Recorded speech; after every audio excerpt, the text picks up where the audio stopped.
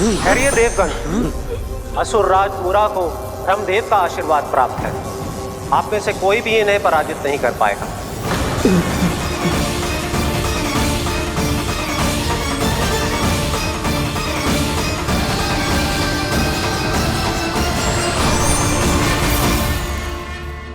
एक अवसर और देता हूं देवराज, युद्ध या अधीनता, क्या उत्तर है तुम्हारा देवराज?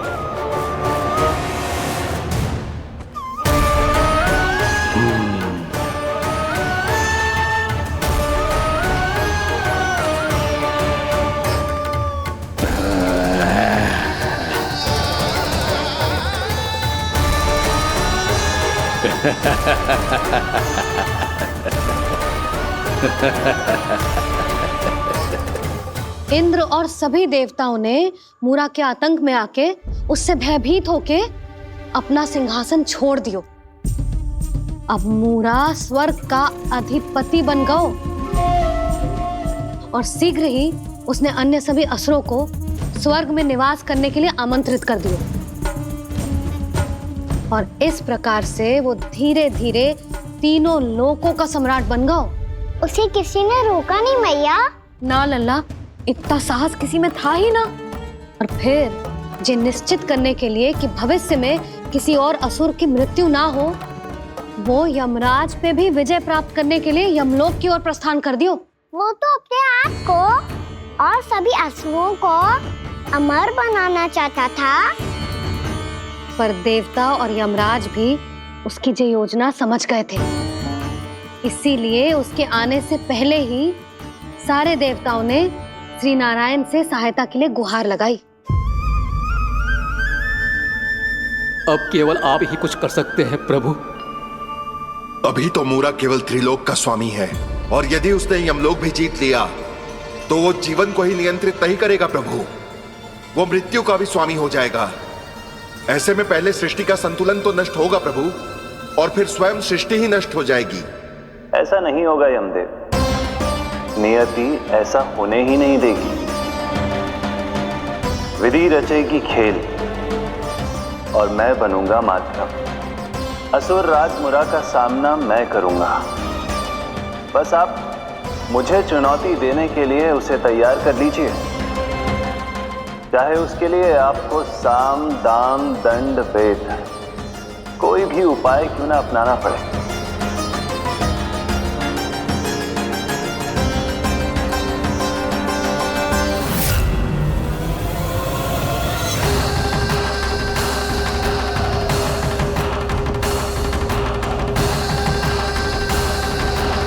आप तो मेरी प्रतीक्षा में पहले से ही खड़े हैं यमदेव। तब तो आपने मेरी चुनौती के बारे में भी सुना ही होगा।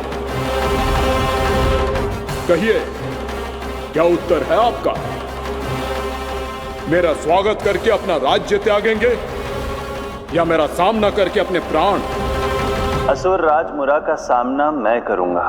बस आप मुझे चुनौती देने के लिए उसे तैयार कर लीजिए, चाहे उसके लिए आपको साम दाम दंड भेद कोई भी उपाय क्यों ना अपनाना पड़े।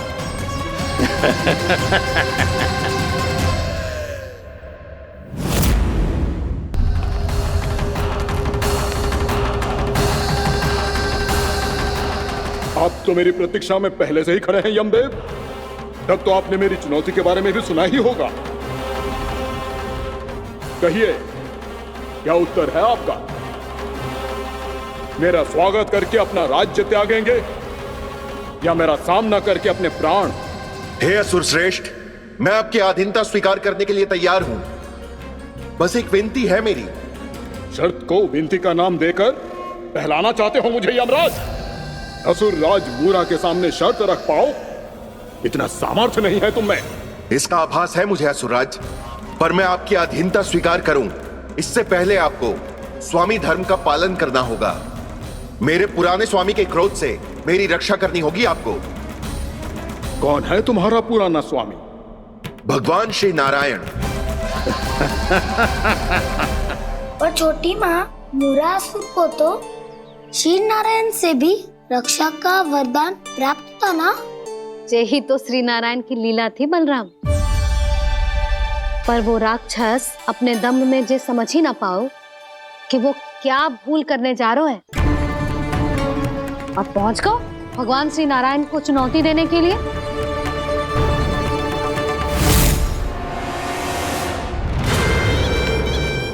वहीं ठहर जाओ असुर राज मूरा।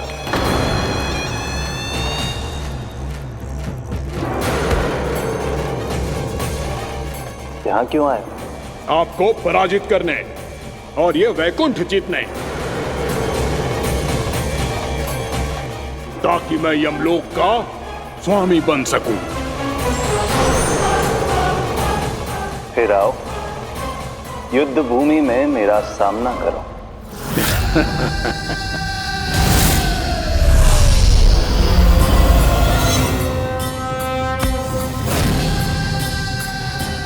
ये नहीं जानते कि इनसे ना हारने का वरदान तो मैं पहले ही प्राप्त कर चुका हूं, इसलिए युद्ध ठीक से आरंभ हो पाए उससे पहले ही इन्हें जीत लूंगा मैं।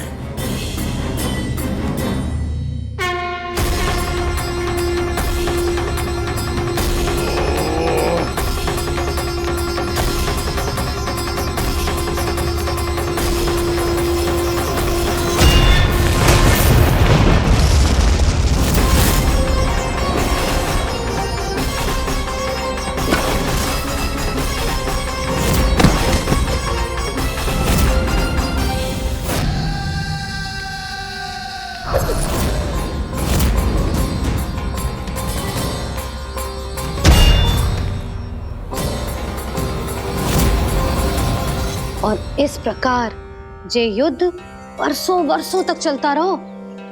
दोनों योद्धा पूरे ब्रह्मांड में अनेक अस्त्रों शस्त्रों के साथ युद्ध करते रहे।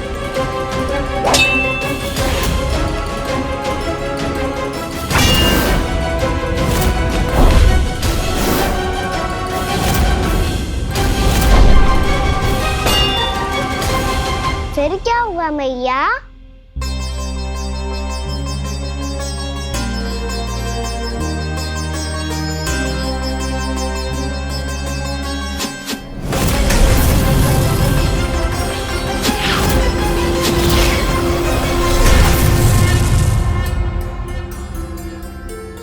उस युद्ध को कभी समाप्त हुआ हो, पर कैसे? शीघ्र ही वो राक्षस थक गौ लल्ला।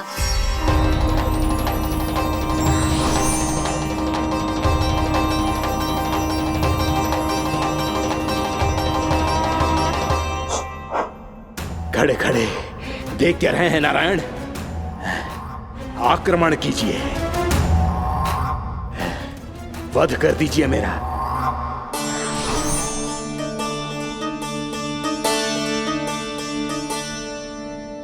मैं तुम्हारी वीरता से प्रभावित हूं, इसीलिए इतनी थकान की स्थिति में मैं तुम जैसे वीर पर आक्रमण नहीं करूंगा। जाओ विश्राम करो। यदि फिर से युद्ध करने की इच्छा हो तो तुम्हारा स्वागत होगा।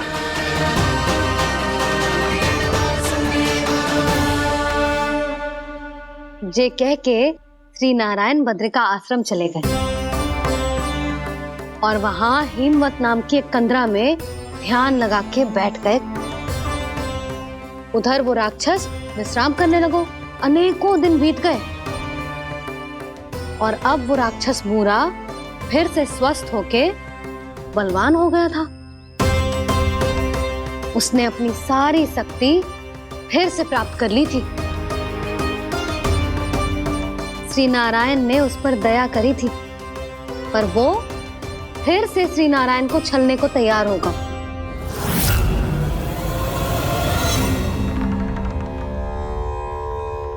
ध्यान में बैठे बैठे श्री नारायण योग निद्रा में चले गए। पर दुष्ट मूरा इसी अवसर का लाभ उठा के उनकी कंदरा में घुस आयो ताकि वो सोते हुए श्री नारायण पे आक्रमण कर सके।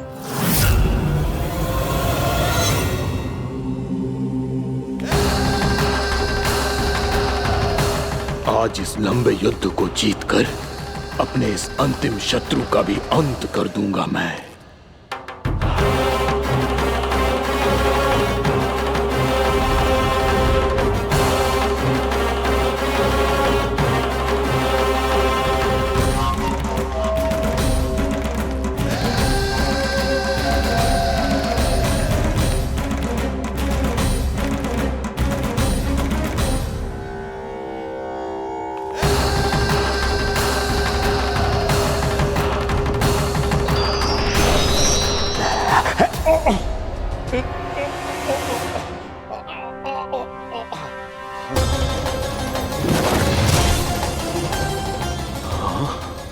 दुष्ट राक्षस,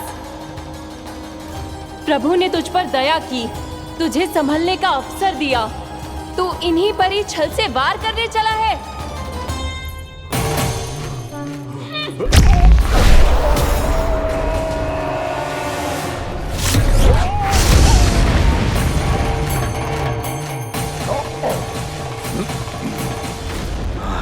मैं अजय हूँ, मुझे कोई पराजित नहीं कर सकता। ब्रह्मा का वरदान है मुझे। तूने नारायण से अपराजय होने का वरदान मांगा था मूर्ख, उनकी शक्ति से नहीं।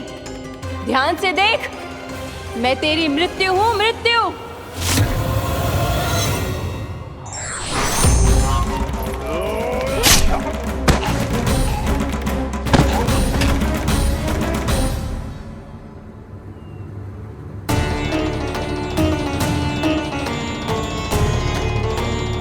वो देवी कौन थी छोटी माँ? और कौन बलराम, वही तो थी देवी एकादशी।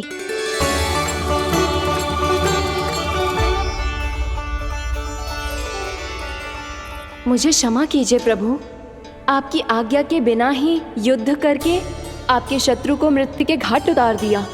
क्षमा नहीं, आपकी तो प्रशंसा होनी चाहिए देवी।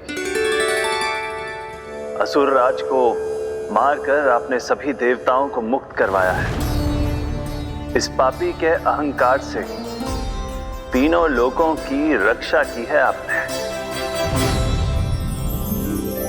आप एकादशी की तिथि पर मेरी एकादश इंद्रियों से उत्पन्न हुई हैं। इसीलिए मेरे सभी भक्त आपको उत्पन्न एकादशी के नाम से जानेंगे। सभी तिथियों में आपका स्थान सर्वश्रेष्ठ होगा। जिस तरह आपने राक्षस के आक्रमण से मेरी रक्षा की है, उसी प्रकार एकादशी के दिन व्रत करके जो भी भक्त आपकी कथा सुनेगा, मैं स्वयं उसकी रक्षा करूंगा। जो आपकी पूजा करेगा, उसे मेरी विशेष कृपा प्राप्त होगी और उसके साथ साथ उसे मिलेगा धन, सिद्धि और मोक्ष।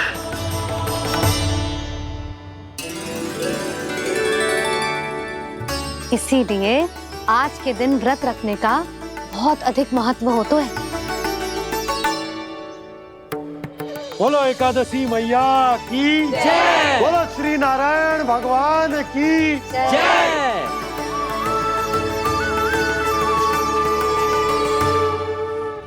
प्रभु की कृपा से एकादशी का महत्व भी पता चल गो और मेरा व्रत भी सफल होगा। अभी नहीं भूला राम, एकादशी का व्रत पूरी तरह तभी सफल होता है जब द्वादशी के दिन उसे पूरा किया जाता है।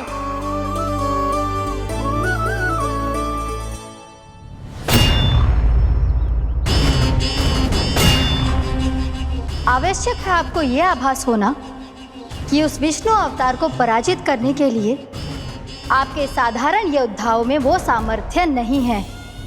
वो विष्णु अवतार कुछ अधिक ही असाधारण है।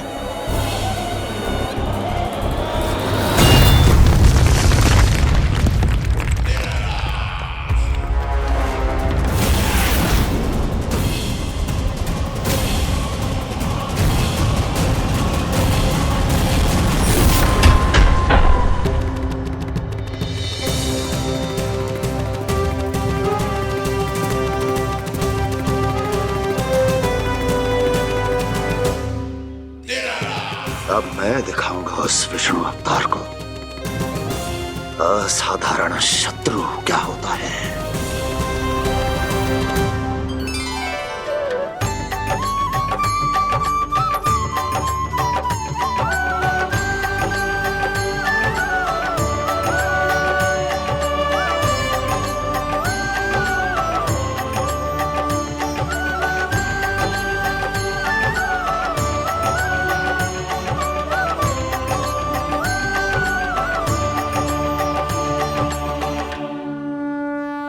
मामा अधीर हो रहे हैं, पर मैया ने मुझे अभी तक बाहर जाने की आज्ञा नहीं दी है। अभी उन्हें किसी और राक्षस को यहाँ भेजने से रोकने के लिए मुझे ही कुछ करना होगा।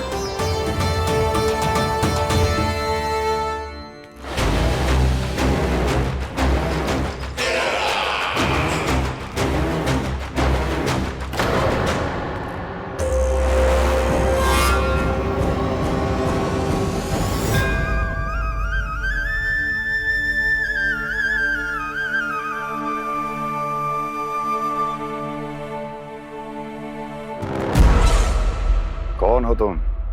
बचपन से ही मुझे मारने का सपना देख रहे हैं, सिर्फ मुझे ही नहीं पहचानते।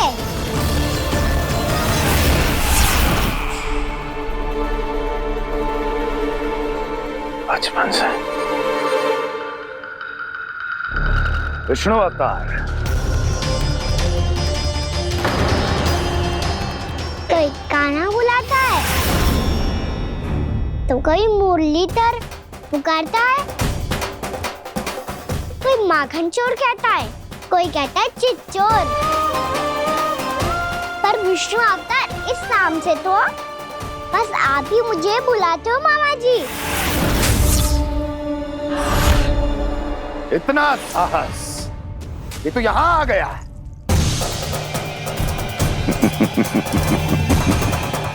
यहाँ आ तो गया तू विष्णु अवतार, किंतु यहाँ से जीवित नहीं जाएगा। तेरे शीश को तेरे धड़ से अलग कर दूंगा मैं।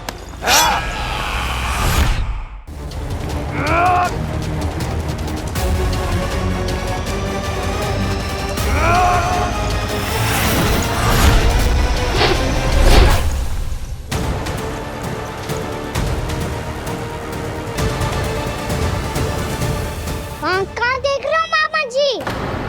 मैं तैयार हूँ।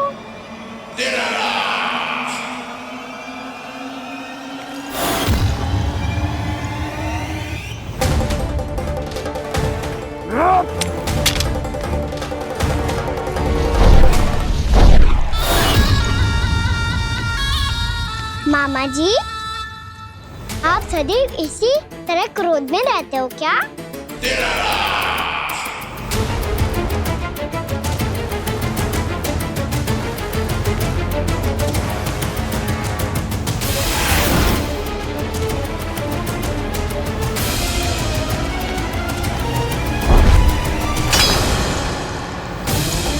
छोड़ छोड़ मेरी तलवार को। छोड़ो तो तब जब पकड़ा हूँ।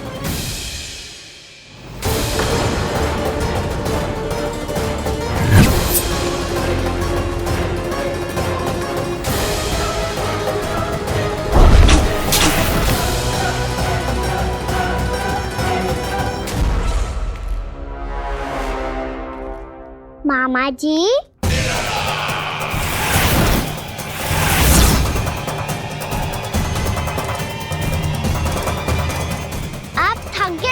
थोड़ा विश्राम कर लो। आपका तो पता नहीं, मैं अवश्य थक गया हूँ।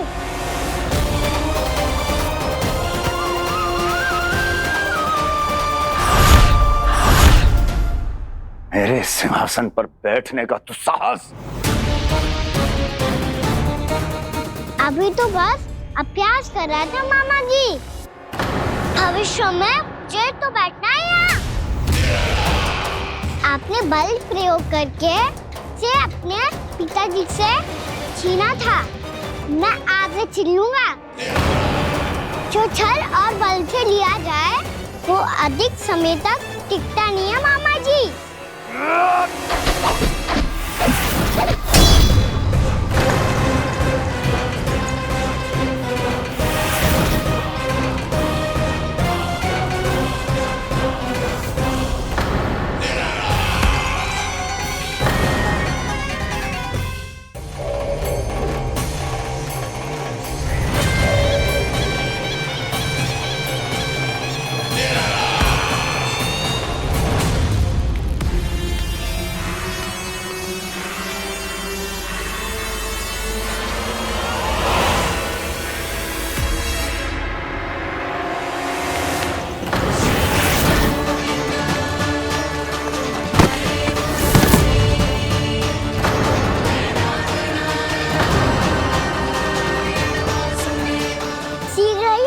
सिंहासन छोड़ना होगा।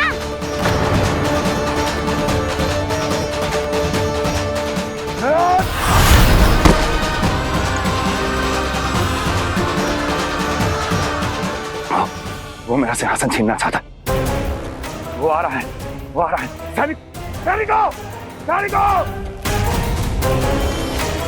दुर्जन, बंद कर दो सभी द्वार और झरोखे, सब के सब। इसकी हर संभावना पर इतना कड़ा पहरा बिठा दो कि ना तो कोई महल के भीतर आ सके, ना कोई बाहर जा सके। मुझे महल की चप्पे चप्पे की सूचना चाहिए। जाओ।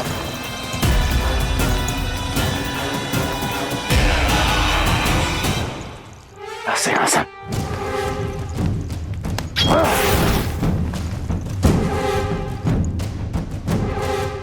अब आ, दुष्ट मायावी, ए छलिया विष्णु अवतार, मैं कंस तेरी प्रतीक्षा कर रहा हूँ। आ,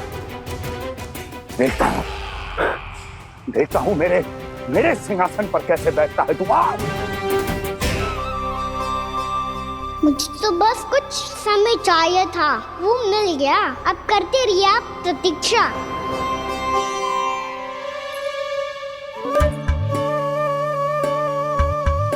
जी अपने आप से बातें क्यों कर रहे हो जी?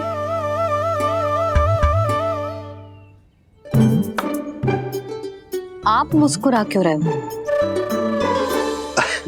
ना कछु ना। बताओ क्यों मुस्कुरा रहे हो? तुम्हीं पर गए हैं जी। जब तुम व्रत करती हो तो तुम भी ऐसा ही करती हो। इसी प्रकार भूख अधिक लगने पर अपना ध्यान भटकाने के लिए स्वयं से ही बड़बड़ाती रहती। होगा। आपको तो बस मेरा उपहास उड़ाने के लिए बहाना चाहिए।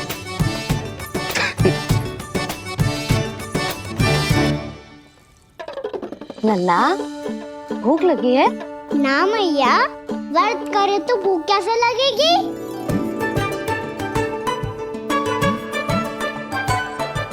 यदि लगी हो तो छोटे बालकों को थोड़ी बहुत भूल चूक क्षमा होती है। कछु ना तो फल तो तू खा ही सकते है। अब तो पूरे नियम और विधि विधान से व्रत तोड़ूंगा। कल द्वादशी के सुबह मुहूर्त के अनुसार। ठीक।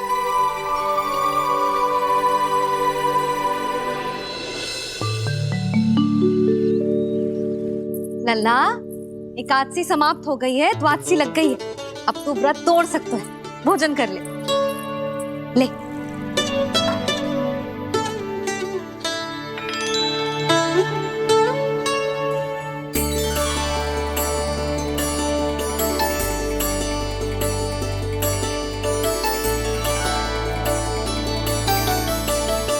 आज तो कार्य कर लीजिएगा। मैं ना चाहती कि सब गांव वाले फिर से आपका उपहास उड़ाएं। अरे, इसी क्षण कार्य आरंभ करना आवश्यक ना है। कुछ खा तो लो। कल भी पूरे दिन व्रत में रहे, अब तो कुछ खा लो। ना, अभी बिल्कुल भूख ना है। और हाँ भगवान, तुम्हें चिंता करने की आवश्यकता नहीं है। आज मैं किसी को भी 2 शब्द कहने का अवसर नहीं दूंगा। अरे, कुछ खाओगे पियोगे नहीं तो कैसे रहोगे?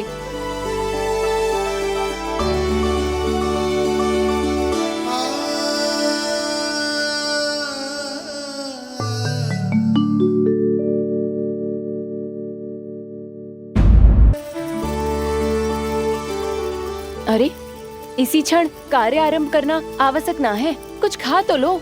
ना, अभी बिल्कुल भूख ना है।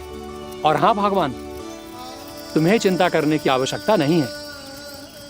आज मैं किसी को भी 2 शब्द कहने का अवसर नहीं दूंगा।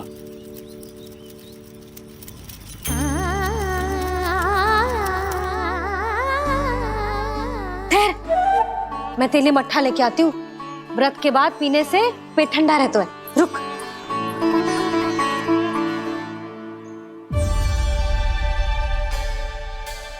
भक्तों ने अभी तक व्रत नहीं तोड़ा है, मैं कैसे तोड़ लूं? भूख कहाँ से होगी? श्री हरि नाम से पेट तो भर लेते हो। श्री हरि श्री हरि श्री हरि।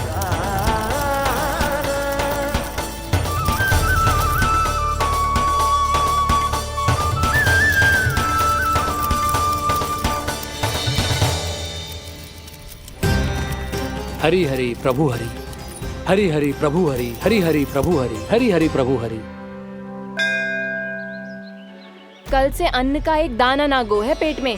अब क्या व्रत तुड़वाने भी आपके प्रभु ही आएंगे? अब क्या व्रत तुड़वाने भी आपके प्रभु ही आएंगे? मैया,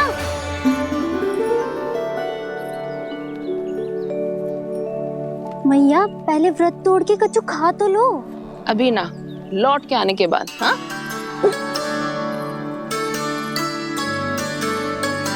बलराम ठहरो पुत्र, पहले कुछ खा लो, व्रत तोड़ना आवश्यक होता है। मैया ने एकादशी का महत्व बताया। लगता है मुझे सबको द्वादशी पर व्रत तोड़ने समाप्त करने का महत्व बताना होगा। हरि हरि हरि हरि हरि, मेरे हरि।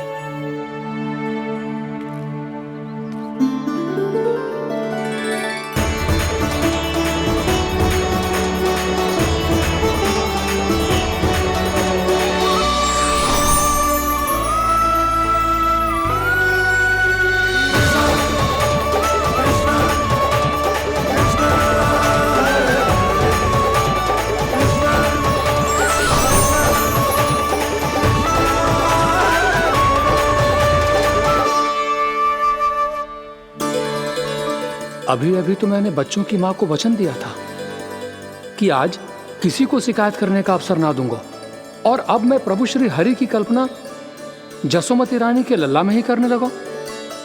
ना ना, ये ठीक ना है।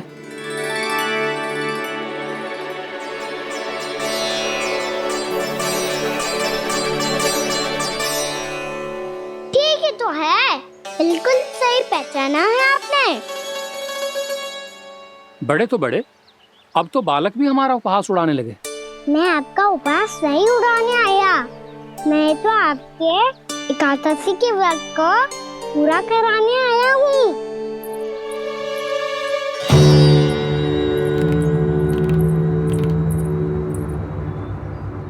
कान्हा,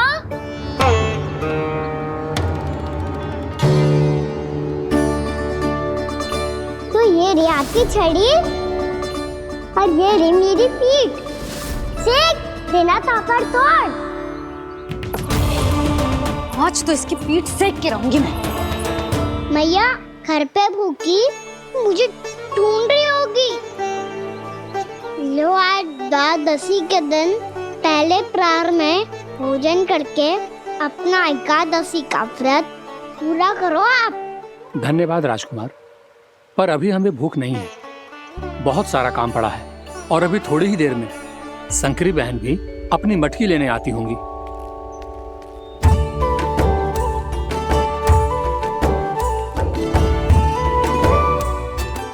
पर मैं आपका व्रत पूरा कराए बिना नहीं जा सकता। भला क्यों? भक्त भूखा रहे और भगवान खा ले, ऐसा हो सकता है भला?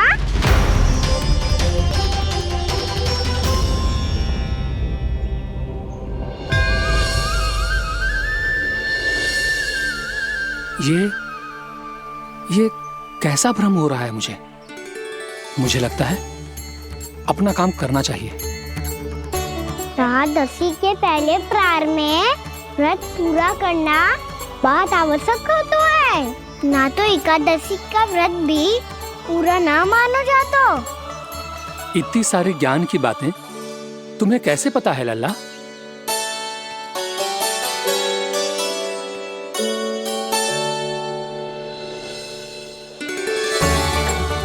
जैसे एकादशी की कथा होती है, वैसे द्वादशी की महिमा भी एक बहुत महत्वपूर्ण कथा है।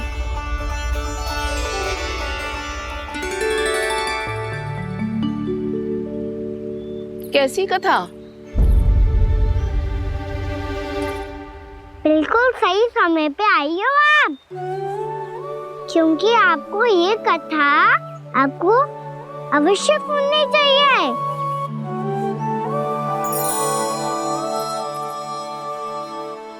मुझे क्यों? पहले सुन तो लियो, फिर स्वयं ही पता चल जाएगा। बहुत समय पहले एक राजा हुआ करते थे, राजा अम्बरीश। भगवान श्री हरि के बहुत बड़े भक्त थे। ओम नमो नारायणाय। ओम नमो नारायणाय।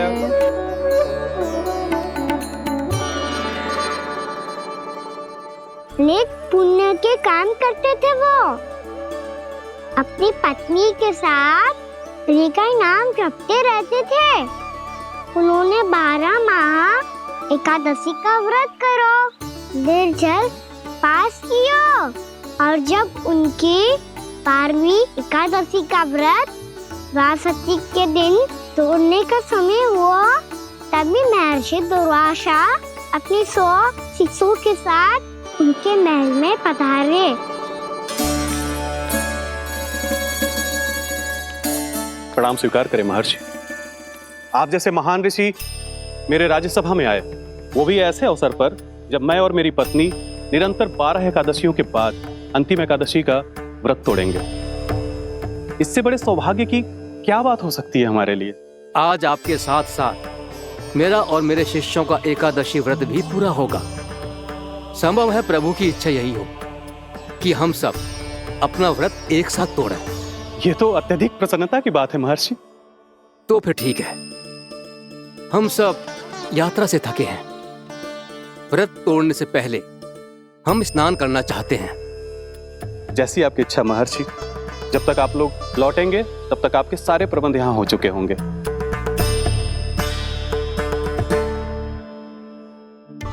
महर्षि दुर्वासा स्नान करने गए थे, पर उन्हें लौटने में विलंब हो रहा था, और इधर द्वादशी पर व्रत पूरा करने का मुहूर्त बीता जा रहा था।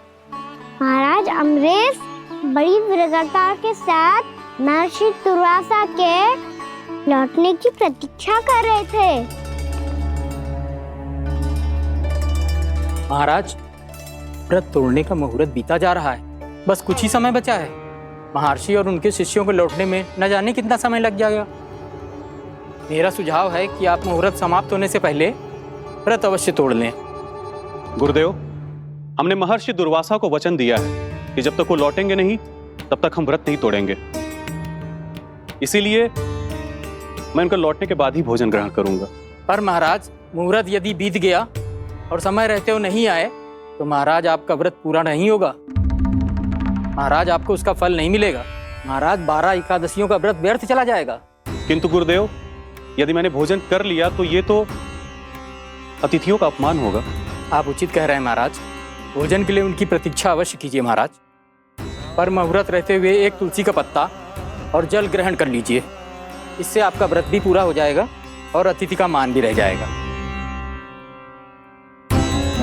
आपका सुझाव अच्छा है गुरुदेव।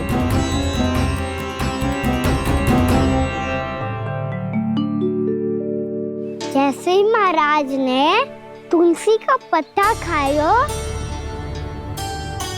वैसे ही महर्षि दुर्वासा लौट आए। महाराज,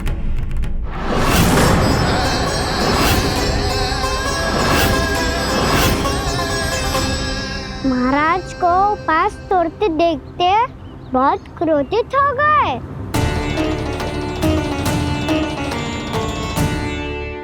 बहुत बड़े भक्त हैं आप, परंतु आप ये नहीं जानते अपने अतिथियों के साथ कैसा व्यवहार करना चाहिए। आपने हमें साथ भोजन करने का वचन दिया था, पर अपना व्रत क्यों तोड़ा आपने? महर्षि, मैंने भोजन नहीं ग्रहण किया। कहीं मुहूर्त न निकल जाए इस कारण मैंने एक तुलसी का पत्ता ग्रहण कर लिया। 56 भोग खाया हो या एक पत्ता, अपना व्रत तोड़कर अतिथियों का अपमान किया है, मेरा अपमान किया है।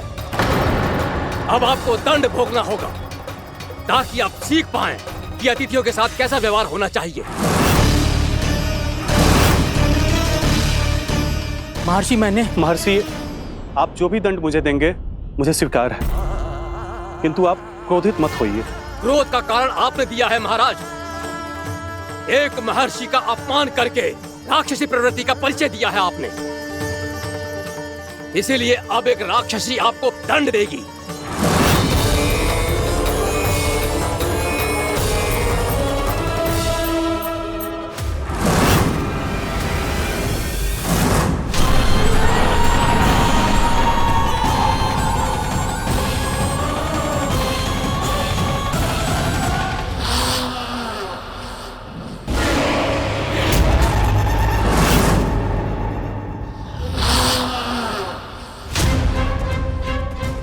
हे प्रभु, यदि मैंने सच में महर्षि का अपमान करने की भूल की हो तो मैं उसका परिणाम भोगने के लिए प्रस्तुत हूं। ओम नमो नारायणाय, ओम नमो नारायणाय नमः। महर्षि दुर्वासा को यह आभास ही नहीं था कि महाराज अम्बरीश ने उनका अपमान नहीं किया था, फिर भी उसे अपमान मान के वो श्री नारायण के भक्त पे संदेह कर रहे थे। मैंने भी तो भोला राम की भक्ति पे संदेह किया था। हे नारायण, ये क्या पाप हो गया मुझसे? संदेह किसी अपमान से कम ना हो तो, और भगवान सब सह सकते हैं, पर उनके प्रिय भक्तों का अपमान सहन ना कर सकते, इसीलिए उन्होंने हस्तक्षेप करने का निर्णय लिया।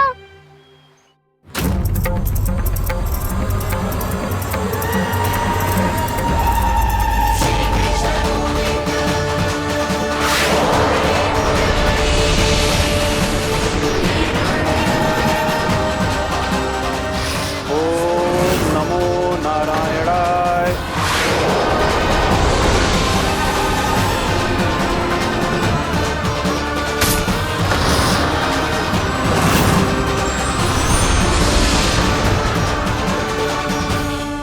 और फिर भगवान का वो सुदर्शन चक्र महर्षि दुर्वासा के पीछे पड़ गया। ये चक्र तो मेरी ओर बढ़ रहा है। ओम नमो नारायणाय। ये कैसे संभव हो सकता है? कोई रोको इसे, कोई रोको इसे।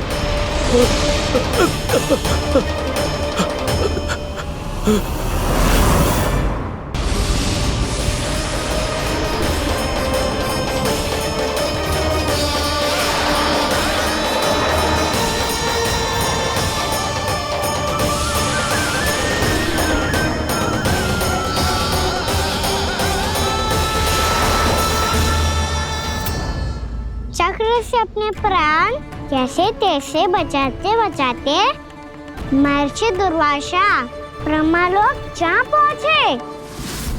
ब्रह्मदेव, रक्षा कीजिए ब्रह्मदेव, सहायता कीजिए, मुझे बचाइए ब्रह्मदेव, रक्षा कीजिए। ये सुदर्शन चक्र मेरे प्राणों के पीछे पड़ गया है, मुझे बचाइए ब्रह्मदेव, मुझे बचाइए। महर्षि, मैं चाहकर भी आपकी सहायता नहीं कर सकता।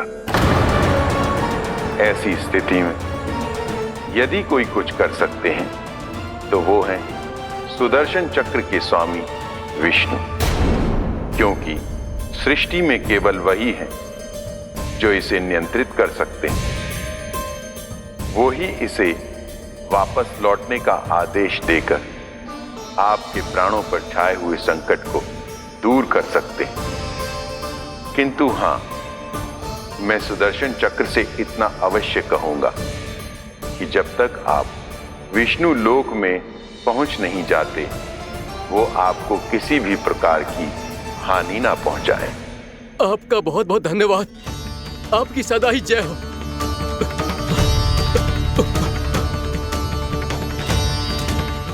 फिर क्या था? भागते भागते महर्षि दुर्वासा सीधे भगवान श्री हरि के शरण में बैकुंठ पहुंच गए। त्राहिमाम प्रभु, त्राहिमाम, मुझे बचाइए, मेरी सहायता कीजिए प्रभु, मेरी सहायता कीजिए। मैं आपके इस चक्र और ऊर्जा से नहीं भाग सकता प्रभु, कृपया करके अपने सुदर्शन को रोकिए, इसे वापस लीजिए प्रभु। यह असंभव है महर्षि।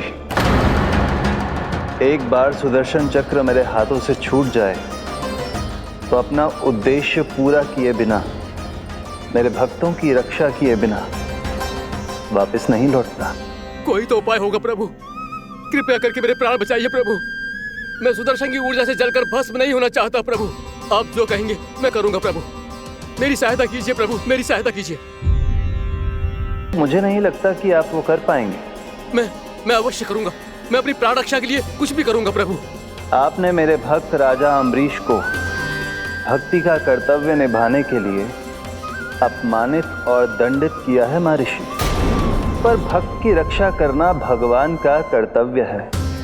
इसलिए यदि आप भक्त राजा अम्बरीश के पास जाकर क्षमा याचना करें और यदि वो आपको क्षमा कर दे तो ही ये चक्र आपके प्राण लिए बिना लौट सकता है।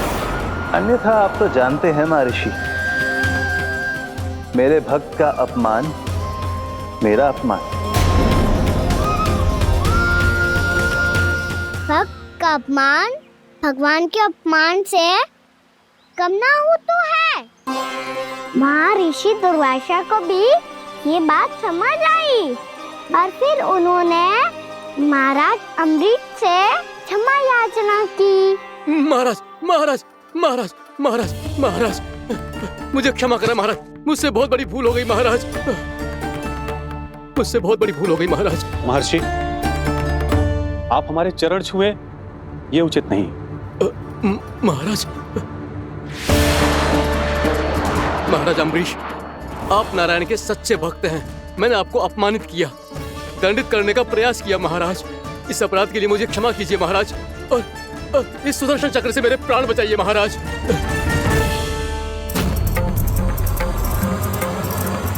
हे महान सुदर्शन, यदि महर्षि के लिए मेरे हृदय में अभी भी वही सम्मान और प्रेम हो जो इनके प्रथम आगमन पे था, तो कृपया आप अपने धाम वापस लौट जाइए।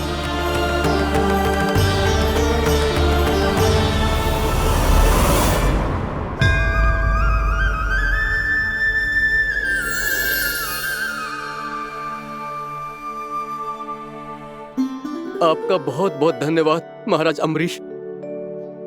मैं आपको आशीर्वाद देता हूं कि आप देवराज इंद्र के समान शक्तिशाली हों। आपकी कीर्ति का पताका 10 दिशाओं में फहराए। मेरी बस एक ही इच्छा है महर्षि, कि मैं आपके साथ अपना उपवास तोड़ सकूं। अवश्य महाराज, हम सब भोजन आपके साथ करेंगे और अपने आप को नारायण की सेवा में अर्पित करके व्रत को पूरा करेंगे, क्योंकि आज जो यहाँ हुआ है उससे सिद्ध हो चुका है कि एकादशी व्रत का फल द्वादशी की सुबह भोजन करने से ही प्राप्त होता है। इस कथा से हमें पता चलता है कि सभी को द्वादशी के सुबह भर पेट भोजन करके एकादशी का व्रत पूरा करना चाहिए। और दूसरी बात, भगवान की सच्ची भक्ति अपमान कभी ना करना चाहिए। उनके साथ सदैव प्रेम से व्यवहार करना चाहिए। यही भगवान को सबसे अधिक प्रिय है। भैया भोला राम, मैंने भी श्री हरि पे तुम्हारे विश्वास का उपहास उड़ाया था, मुझे क्षमा कर दो। ना ना, आप क्षमा मांगकर मुझे लज्जित मत करो। आप तो मेरी बहन जैसी हैं। जब महर्षि दुर्वासा जैसे महान ऋषि को भी प्रभु के भक्त से क्षमा मांगनी पड़ी, तो मैं तो बहुत ही तुच्छ हूँ। मुझे आपकी किसी भी बात का बुरा ना लगा। पर पता है प्रभु को कौन सी बात सब बुरा रखता है? कौन सी बात? जब उनका भक्त भूखा रहे, हमें भी अपना व्रत पूरा ना करे। और जैसा कि आप सभी ने अभी कथा से सीखो है, एकादशी के व्रत को द्वादशी की सुबह अवश्य पूरा करना चाहिए। अब आप जाओ, अपना व्रत पूरा करो।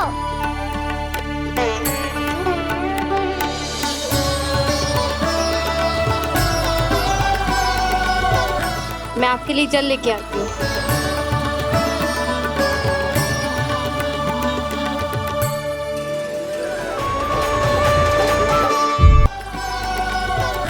मैं आपके लिए जल लेके आती हूँ।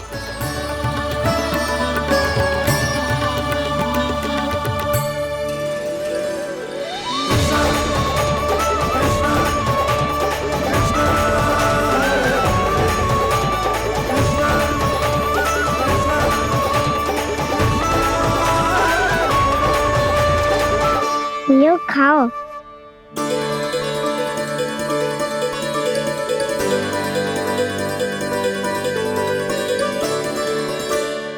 कान्हा,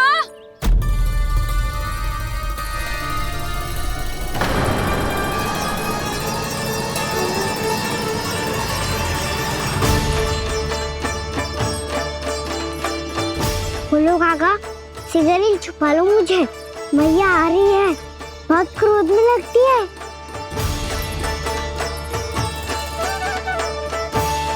आज तो बहुत दंड मिलेगा। अभी क्षण भर पहले तो ये साक्षात भगवान के रूप में बात कर रहे थे और अब अचानक ही ऐसे बालक बन गए जो मैया से दंड मिलने के भय से व्याकुल हैं। बोला काका, किस सोच में पड़ गए? सिगरेट छुपा लो मुझे।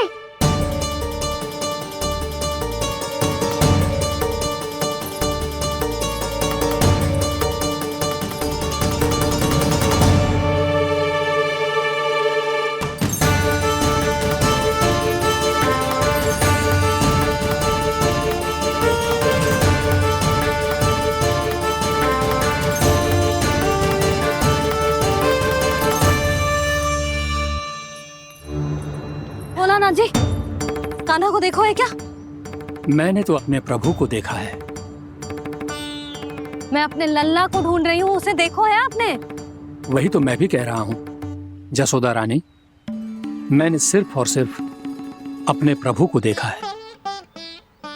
ये तो अब भी अपनी भक्ति में ही खोया हुआ है, इससे पूछ के कछु लाभ ना है, मुझे ही ढूंढना पड़ेगा।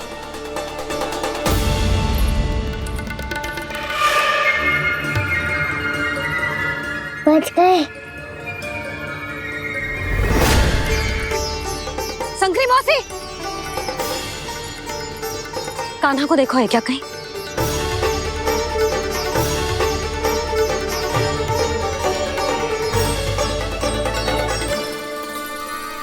बोला काका, मुझे सिगरेट निकालो ना यहाँ से, भैया फिर से इधर ही आ रही है। सब कहते थे श्री हरि मेरे घर ना आ सकते। देखो आज प्रभु आ गए, उन्होंने अपने हाथ से मेरा व्रत पूरा कराया। हाँ, आते हैं और आगे भी आएंगे हमारे श्री हरि हमसे मिलने और आके मोक्ष देंगे, है ना?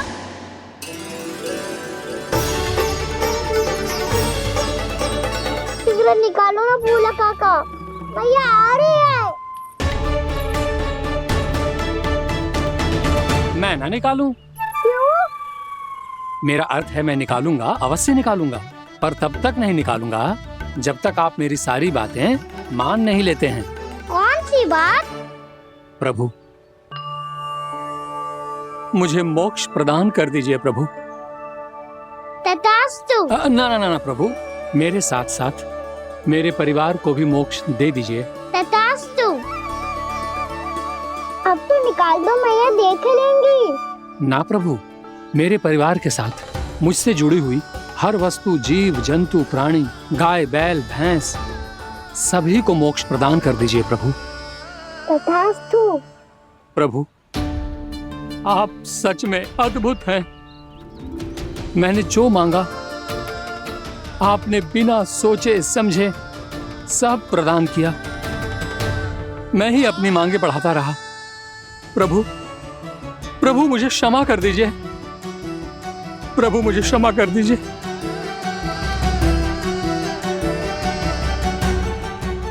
आइए प्रभु।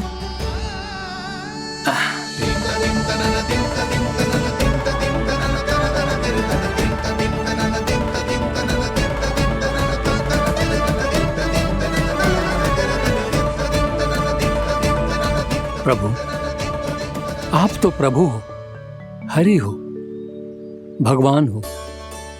आप चाहते तो इस मटके से स्वयं निकलकर बाहर आ सकते थे, फिर मेरी आपने हर इच्छा क्यों पूरी की?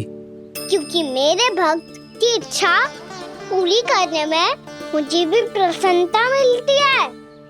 ना तो मैं अपने भक्तों का अपमान सह सकता हूँ और ना ही उनकी इच्छा अधूरी रहने दे सकता हूँ।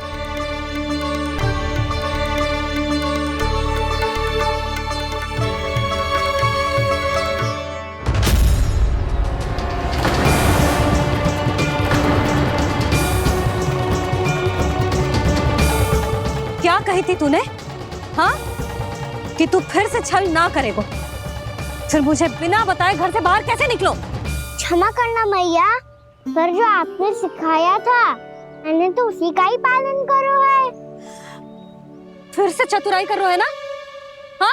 आप ही ने तो कही थी ना, यदि कछु करने से किसी को हानि ना पहुंचती हो या फिर किसी अच्छे कार्य में सहायता मिली हो तो आज्ञा लेने की आवश्यकता ना होती।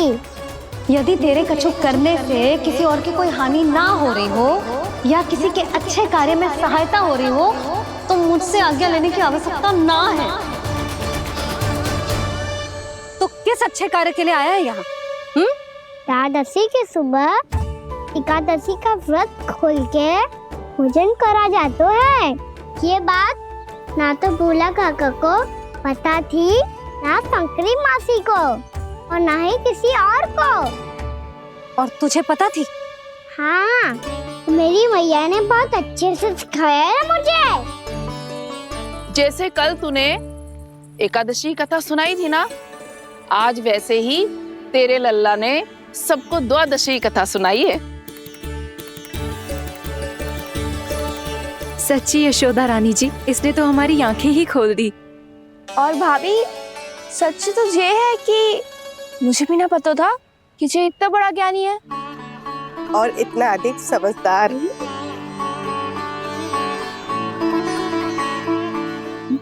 द्वादशी की कथा?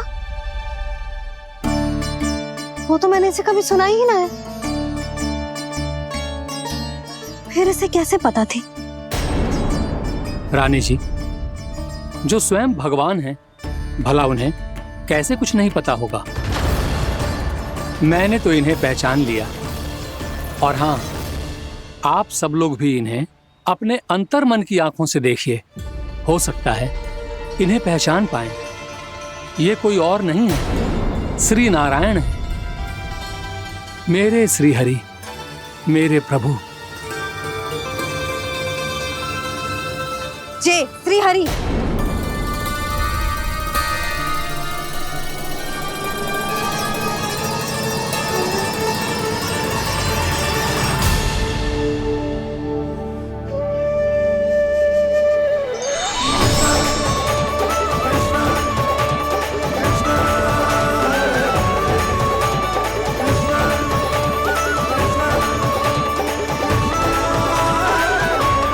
ये क्या कर दिया भोला?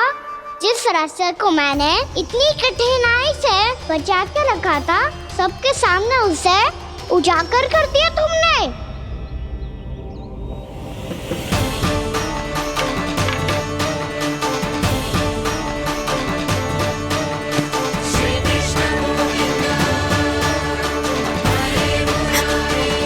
नारायण, नारायण, श्री नारायण।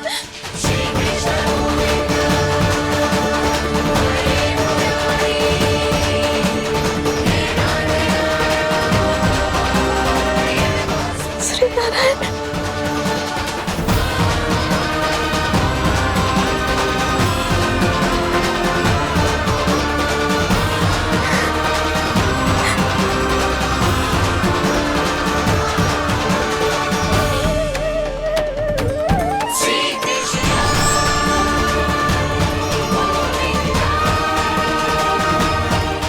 श्री नारायण प्रभु।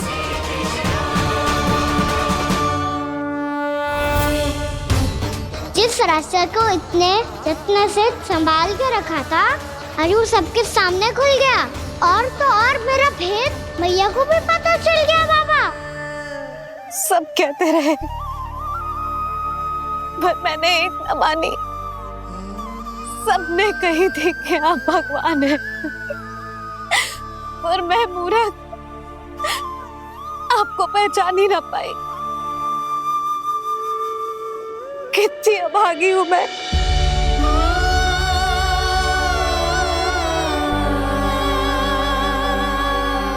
जिस मुंह से मुझे आपकी महिमा गानी चाहिए थी, उसी मुंह से मैंने आपको डांटा है।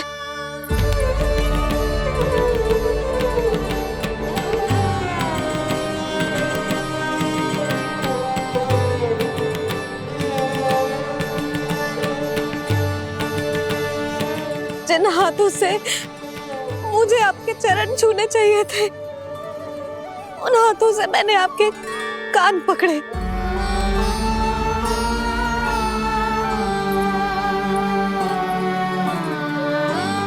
मुझे तो आपकी सेवा करनी चाहिए थी प्रभु, और मैंने आपको दंड दियो,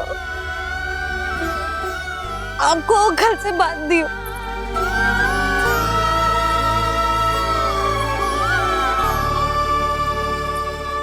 बावली हो गई थी प्रभु। अपने श्री नारायण को, अपने प्रभु को एक साधारण सा बालक समझ लियो मैंने। मैं आपके लिए भगवान नहीं हूँ मैया, साधारण बालक ही हूँ, बस आपका लल्ला। बुद्धि भ्रष्ट हो गई थी, भूल पर भूल करती चली गई। आज भी आपके पीछे पीछे छड़ी लेकर दौड़े चले आए।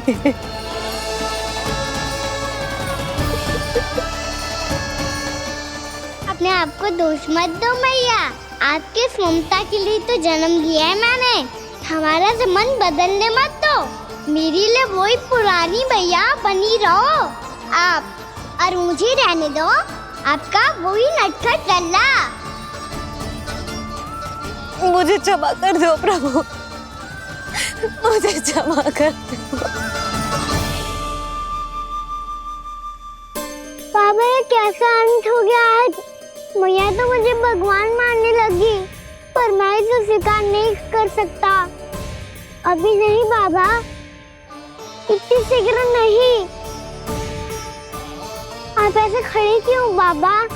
कुछ ऐसा करो ना कि मैया फिर से मेरे मैया बन जाए। उनकी दृष्टि में भक्ति नहीं, ममता चाहिए मुझे।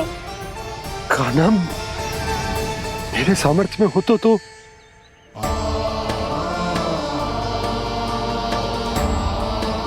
दाऊ, आप तो बड़े भाई हो, अपने छोटे भाई की सहायता करो ना, जिससे मैया सब कुछ भूल जाए। मैं क्या कर सकता हूँ कान्हा? कोई तो सहायता करो मेरी।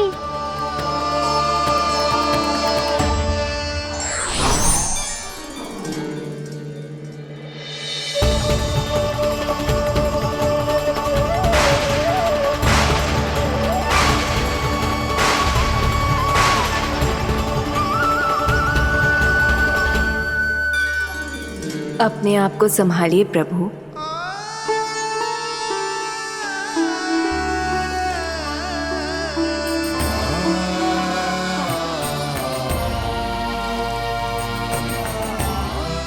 देखो ये क्या हो गया, भैया को सब पता चल गया।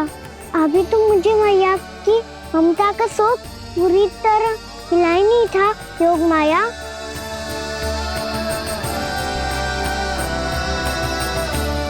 मेरी सहायता करो ना। कितनी अद्भुत है ममता की शक्ति। भगवान को भी एक साधारण बालक बना देती है। बालक की बना रहना चाहता हूँ मैं, नहीं चाहता दिव्य होना, नहीं चाहता भगवान बनना। बस मैया की गोद में रहकर ममता की रस से सेम को भिगोना चाहता हूँ। इनकी डांट फटकार का सुख पाना चाहता हूँ। कुछ भी करे योग माया, पर इन सबको भुला दो मेरा सत्य।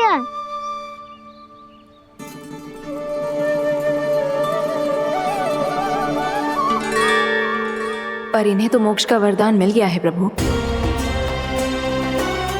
इसलिए इनके लिए समय की गति को लौटा पाना संभव नहीं होगा। प्रभु, अब मुझे ये सब भूलने की कोई आवश्यकता नहीं है। मुझसे जो त्रुटि हुई है अब वो दोबारा कभी नहीं होगी,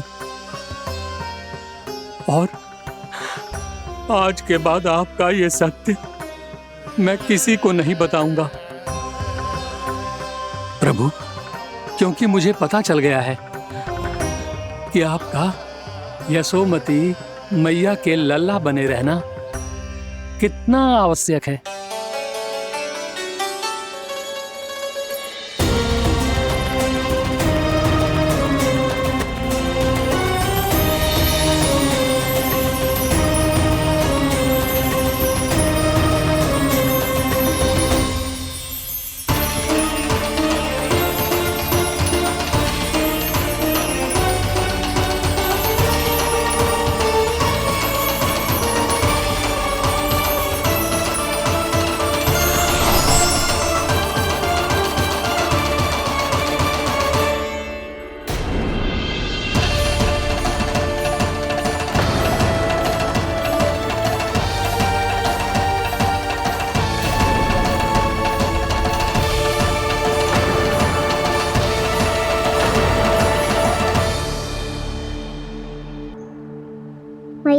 छड़ी। पहले चुपके से भाग जा तो है, फिर स्वयं ही छड़ी भी पकड़ा रोए हैं? नटखट कहीं का। हंसी आ रही है? अरे किस बात पे इतनी हंसी आ रही है रे? हाँ?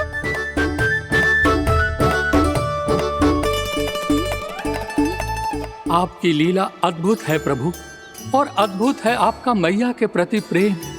हंसी ना है मैया, ये तो प्रसन्नता है, अपने मैया से मिल जाने की प्रसन्नता। अच्छा, ढूंढ मैं तुझे रही हूँ और तू कह रहे हो कि मैं मिल गई तुझे? तू घर चल लल्ला, अच्छे से पिटाई करूंगी तेरी।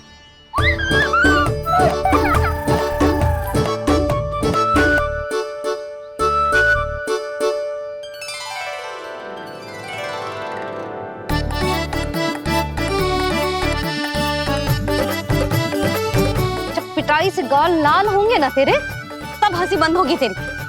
चल।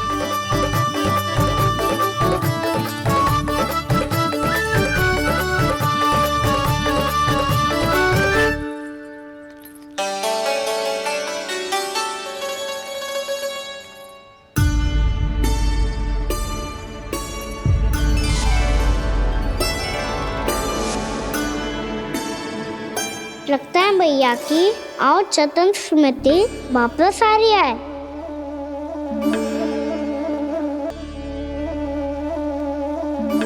यशोदा, क्या होगो? ना कछु ना। आपको बताऊंगी तो और हंसेंगे मुझ पे। बोल दो, मैं उपास ना उड़ाऊं, सच्ची। देखो देखो इसे कैसे हंस रहे हैं। मेरे हाथ में छड़ी है, मैया क्रोधित है, पर जे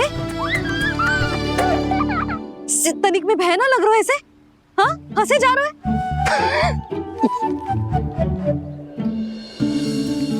दोनों बाबा लल्ला एक जैसे हो। चल तू, चल चल। दाऊ, आप तो बड़े भाई हो, अपने छोटे भाई की सहायता करो ना, जिससे मैया सब कुछ भूल जाए। सुबल, तू कच्चू खा क्यों ना रहो है? व्रत ही करना था तो बलराम के जैसे कल कर ले। तो कल तो एकादशी भी थी। खाना के बिना कछु करने का मेरा मन ही ना कर। तो बात तो सच्ची है, उसके बिना गोचारण भी ऐसा लगता है जैसे कितना भारी कार्य है, व्यवस्था में करना पड़ता है। सही कह रहे हो तुम दोनों। मैं तो गोपालक भी इसलिए बना था ताकि कान्हा के संग खेलने को मिल जाए। बलराम तो हमारा सगा काम और मुख्य अधिक है।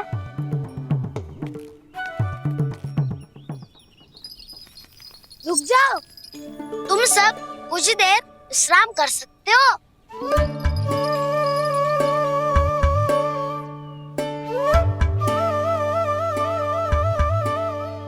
तू बोल। ना मैं ना बोलूंगा, तुम दोनों ही बोलो। और तुम सबका सखा पहले हूँ और टोली का मुखिया बाद में, इसलिए घबराने की आवश्यकता नहीं है। जो भी बात है बिना हिचक बता सकते हो मुझे। तो फिर कुछ ऐसा करो ना कि कान्हा फिर से हमारे साथ गोचारण करने के लिए आने लगे।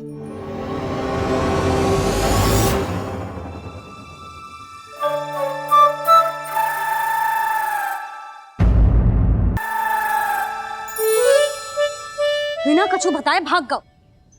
ये भी ना सोचा तेरे बिना मैया बाबा व्रत कैसे तोड़ेंगे? देखो देखो अभी भी हंस रहा है। क्या होगा ऐसे? रुक, प्रसाद लेके आती हूँ। क्षमा कर दो मैया, पर जैसा आपके लिए माँ हूँ वैसे ही मेरे लिए मेरा भक्त, इसीलिए भोला राम का व्रत तोड़वाने जाना आवश्यक था।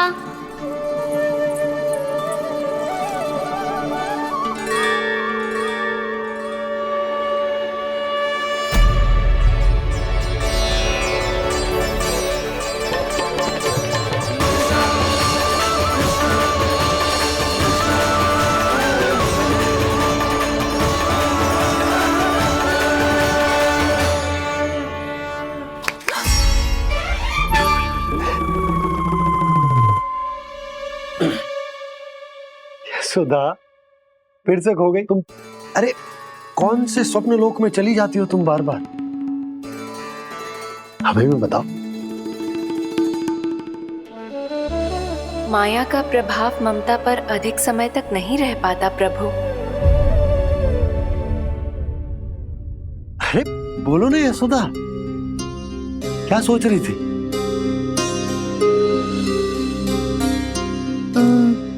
मैंने ना श्री नारायण को देखो है।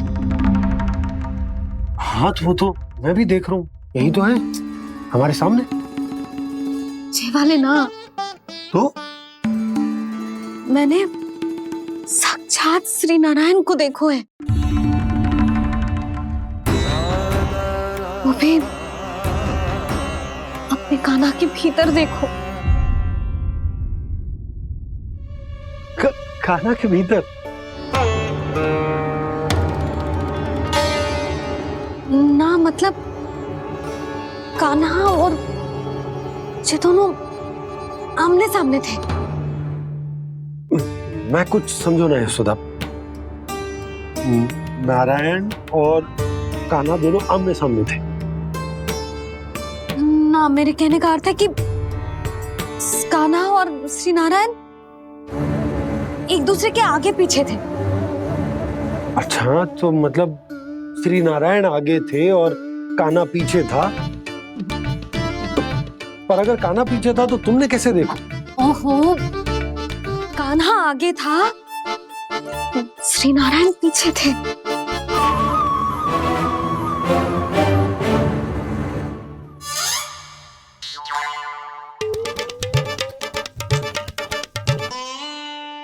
यशोदा एक बार फिर से सोचकर बताओ कि नारायण आगे थे या कान्हा आगे था? ठीक से याद कर। बहुत बता तो रही हूँ जी, थोड़ी धुंधली धुंधली सी स्मृति है। बाबा, इससे पहले कि उनके संदेह की अग्नि स्मृति की वायु पाकर और भड़क जाए, कुछ भी करो और बुझाओ इसे। स्वप्न देखो है तुमने? हाँ, संभव है स्वप्न ही था। पर यदि स्वप्न था तो सुबह सुबह उठते ही उसकी स्मृति क्यों ना आई? अब क्यों आ रही है उसकी स्मृति? और वो भी तब से जब से मैं भोनाराम के यहाँ से कान्हा को लेके आई हूँ। और जब मैं गई थी तो छड़ी मेरे हाथ में थी, पर फिर कान्हा ने मुझे छड़ी दी और मैं बैठी हुई थी। इस बीच कछु तो हुआ है। भैया की अचेतन स्मृति वापस आ रही है। अब मुझे ही कुछ करना होगा। मुझे लगता है जी, जब मैं वहाँ गई ना, भैया व्रत पूरा करने का सुबह मुहूर्त निकल जाएगा और अब तो भूख भी बहुत तीव्र लग रही है। हे नारायण, मैं तो भूल ही गई कि लल्ला भी तो कल से भूखा है।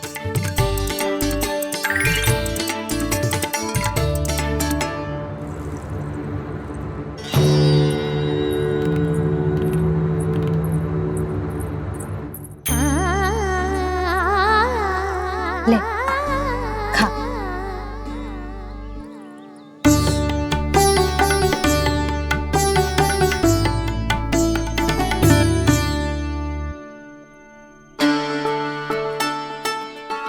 संतान की चिंता में सब कुछ भुला दे, ऐसी ही होती है ममता। और कान्हा को अच्छे से पता है कि इसको लाभ कैसे उठाना है। हाँ बाबा, लाभ ना, मैं तो मैया की ममता का आनंद उठाना चाहता हूँ, जितना संभव है उससे भी अधिक।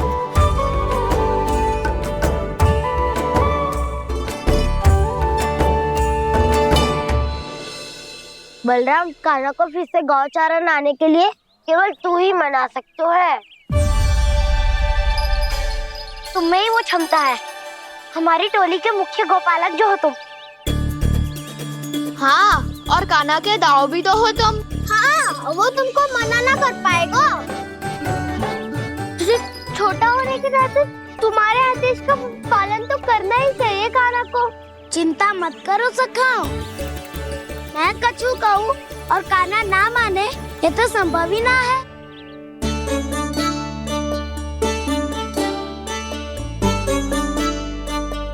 आज जो हुआ ना जाने और कितने समय तक मेरा सत्य आपसे छिपा रह पाएगा, इसीलिए आपसे अधिक से अधिक समय मैं आपके साथ ही बिताऊंगा। मैंने कह दिया तो समझ लो, पत्थर पे रेखा खिंच गई। कल से कान्हा हम सबके साथ अवश्य आएगा। अपना सारा समय हमारे साथ बिताएगा वो।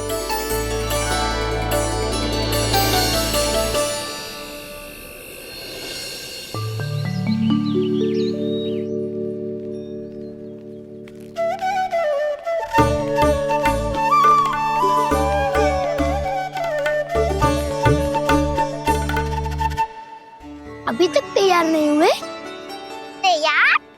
गौचारण के लिए चलना है ना, तुम्हें लेने आया हूँ। नाना तो मैं ना चल सकता, मुझे आज्ञा ना है। वो तो माखन चोरी के लिए भी नहीं थी। उस दिन जो वक्कासुर के सामने चले गए थे तुम, तभी तो नहीं थी आज्ञा। इसलिए आज्ञा का बहाना मत ही बनाओगा ना। बहाना नहीं दाऊ, मैं तो सच्ची कह रहा हूँ। मैया को फिर से दुखी ना कर सकते हो और हम सबको दुखी कर सकते हो तुम। आज मैं तुम्हारी एक ना सुनूंगा कान्हा। घर पे रहते हुए कितने सप्ताह हो गए तुम्हें? तुम गोपालक हो कान्हा, गोपालन करना तुम्हारा दायित्व है। आज तुम्हें हमारे साथ चलना ही पड़ेगा। ना दाऊ, मैं ना चल पाऊंगा। बलराम, तुम तो कह रहे थे कि कान्हा तुम्हारी हर बात मानता है, पर इसने तो बड़े भाई का अनादर कर दिया। रुक जाओ कान्हा, सत्य बताओ, तुम छोटी माँ के कारण वन नहीं चल रहे हो या अब तुम्हें हमारे साथ रहना ही अच्छा नहीं लगता? कहीं ऐसा तो नहीं गौचारण में तुम्हारी रुचि समाप्त हो गई हो? ना दाऊ, ऐसा कछु ना है। मुझे गौचारण की बात प्रिय है और आप सबका साथ भी। तो फिर वन चलने में क्या समस्या है तुम्हें? अपने दाऊ की बात मान लो और चलो चुपचाप। मैंने सबको वचन दिया है कि तुम हम सबके साथ चलोगे। पर दाऊ, मैंने भैया को भी वचन दिया है कि मैं नहीं जाऊंगा।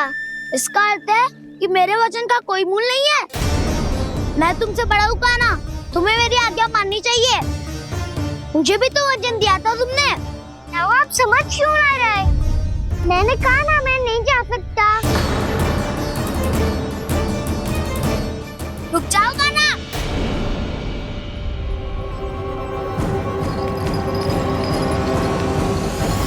ऐसे कैसे नहीं आ सकते? मैंने बल्कि हम सब ने तुम्हारी हर शरारत में तुम्हारा साथ दिया है, चाहे माखन चोरी हो या गौचारण। और अब तुम अपने दाऊ को ही पीठ दिखा के जा रहे हो। दाऊ, मैं आपका बहुत सम्मान करता हूँ, पर मैंने कहा ना मैं नहीं जा सकता। मुझे मेरी मैया के साथ ही रहना है। तो फिर तुम्हारे लिए मैं यही महत्वपूर्ण है। दाऊ नहीं, सखा नहीं, गयाऊ भी नहीं। कान्हा ने तो तुम्हारी बात मानने से मना कर दिया बलराम। लग तो है सच्चो भाई ना है। जानते हो इससे क्या सिद्ध होता है कान्हा? कि तुम छोटी माँ के पुत्र नहीं हो, कि तुम छोटी माँ के पुत्र नहीं हो। दाऊ, ये क्या कह रहे हो आप? और नहीं तो क्या, तुम उनके वास्तविक पुत्र होते तो अपने दाऊ की आज्ञा कभी नहीं टालते। ऐसा मत ही कहो दाऊ, मैं अपनी मैया का ही लल्ला हूँ। मुझे तो लगता है छोटी माँ हाथ से ग्रह करके लाई है तुम्हें। अब ऐसा क्यों बोल रहे हो दाऊ? क्योंकि मैं वो सत्य देख रहा हूँ जो तुम नहीं देख पा रहे हो। छोटी माँ और छोटे पापा दोनों गोरे हैं और तुम अपना रंग देख लो, स्वयं विचार कर लो। जी तो मैंने भी सोचा था, बस बोला नहीं। हाँ तो क्या हुआ, मेरी त्वचा का रंग अलग है, मैं उन्हीं का ही लल्ला हूँ। बस धूप में तुम सबके साथ इतना खेला हूँ कि मेरी त्वचा का रंग बदल को है। बड़बोली बात मत ही कर कान्हा, स्वयं को बचाने के लिए हम पर दोष लगा रहे हो। सत्य तो ये है कि तेरी त्वचा सदैव से ऐसी थी काना?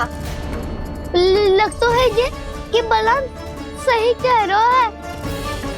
इसका अर्थ है कि सस्ते में नन काका यशोदा काकी इसके हाथ से ग्रेप करके आए हैं। बालक हाथ में थोड़ी ना मिलता है। हमारे घर में जो बछड़ा है उसको तो मेरे बाबा हाथ से ही लाए थे, पर मुझे हाथ से कोई ना लायो है।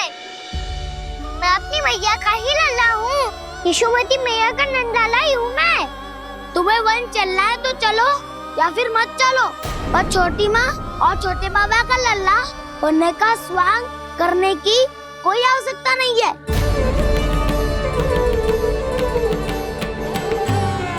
तुम भी अति करते हो का ना? कब एक बालक की तरह व्यवहार करते हो और कब भगवान की तरह, कुछ समझ में नहीं आता। भगवान की तरह? मैंने भगवान क्या क्या? हाँ हाँ कह दिया तो कह दिया। खड़े खड़े मेरा मुंह क्या देख लो, चलो। या फिर तुम सबको भी अपने मैया के पल्लू में बंधकर घर पे ही रहना है।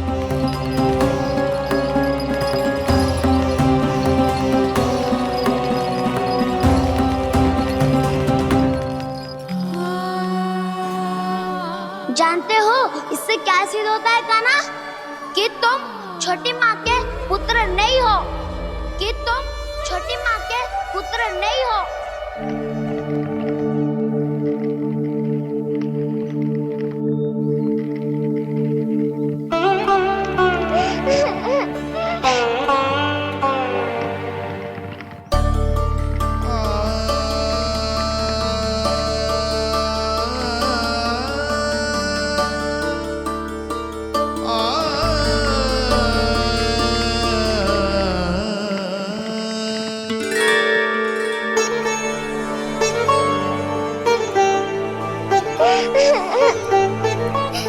क्या हो लल्ला, रो क्यों रहो?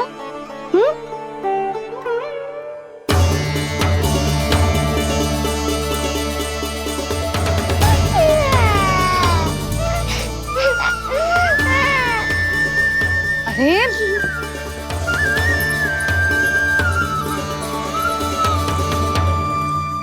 मैया को ना बताए को लल्ला, क्या हुआ? हाँ लल्ला, क्यों रो रहे हो लल्ला? बता, किसी ने कछु कही है क्या? क्या होगा लल्ला? मैं आपका लल्ला ना हूँ।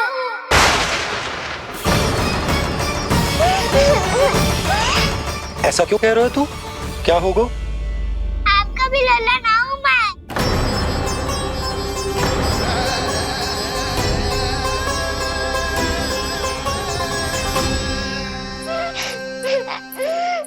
लल्ला